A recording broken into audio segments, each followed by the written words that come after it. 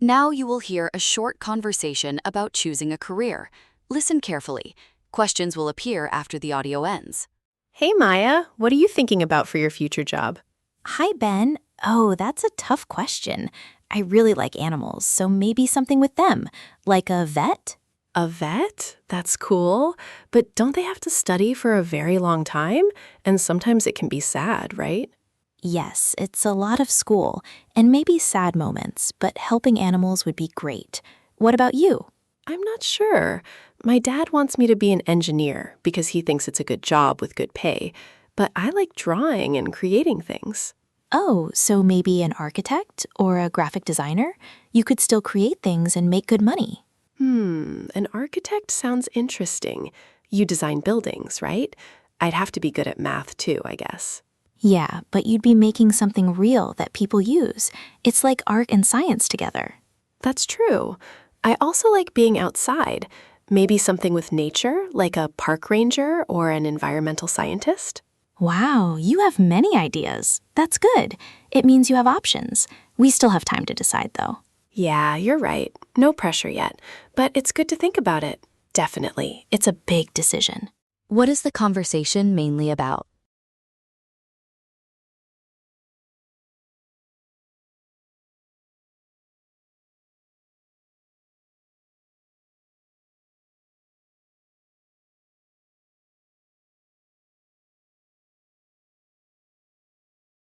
What job does Ben's dad want him to consider?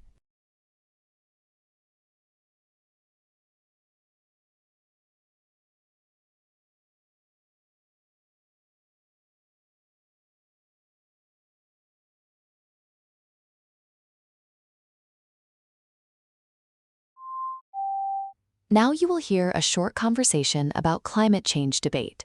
Listen carefully. Questions will appear after the audio ends. Okay, class, we've talked a lot about climate change. Today, I want to hear your ideas. What can we do right here, right now to help? Leo? Turn off lights when we leave a room? That saves electricity. Excellent, Leo. Simple but effective. Saving electricity is a big one. Any other ideas related to energy? Maya? Good point, Maya. Water conservation is also important and often uses energy to heat or pump water, so it's connected. What about things we buy? Does that make a difference? Liam? My mom says to recycle more and buy things that are recycled. Yes, Liam, recycling is super important. It reduces waste and the need to make new things, which saves energy and resources. What else? Think about how we get around. Sarah? That's a fantastic idea, Sarah. Walking and biking reduce car emissions. Remember, even small changes add up. Every little bit helps protect our planet. What is the conversation mainly about?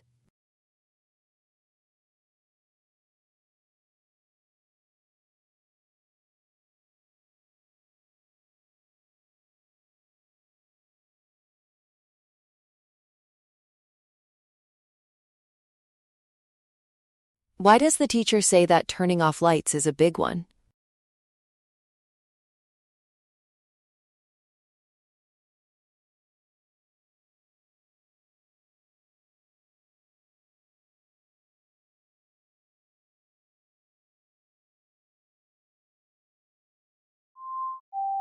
Now you will hear a short lecture about the water cycle.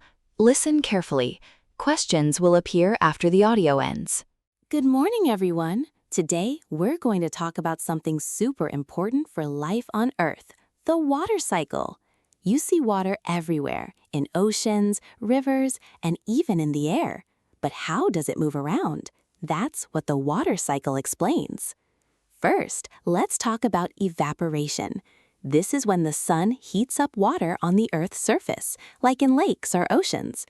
The water turns into an invisible gas called water vapor and rises into the sky.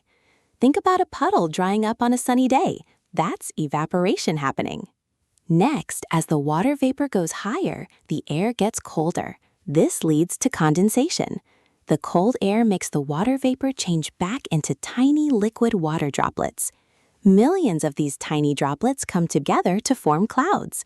So clouds are actually made of very small water drops or ice crystals. Finally, when these clouds get full of water droplets, they become too heavy. This is when precipitation happens.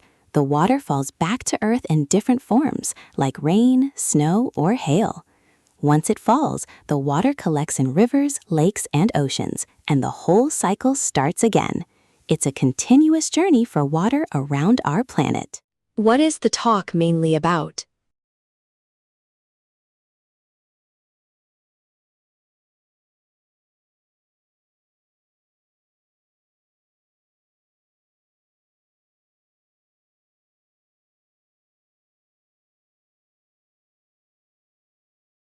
What happens during condensation, according to the teacher?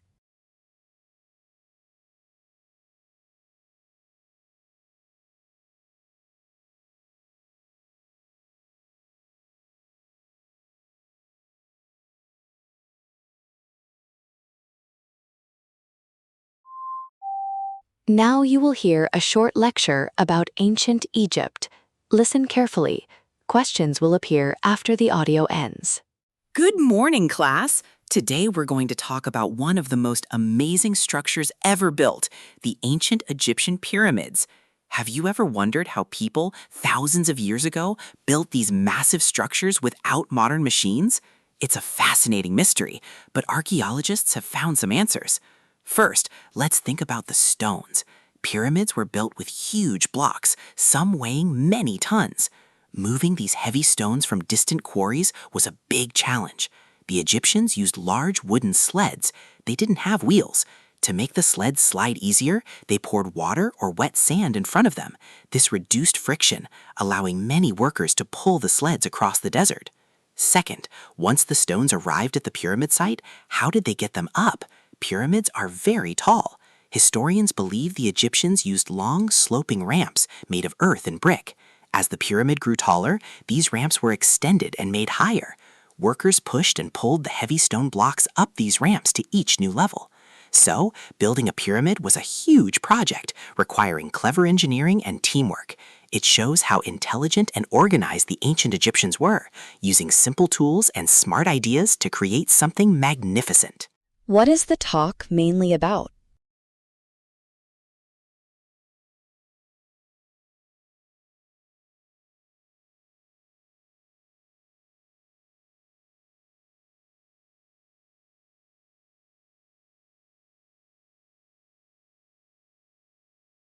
Why did the ancient Egyptians pour water or wet sand in front of the sleds?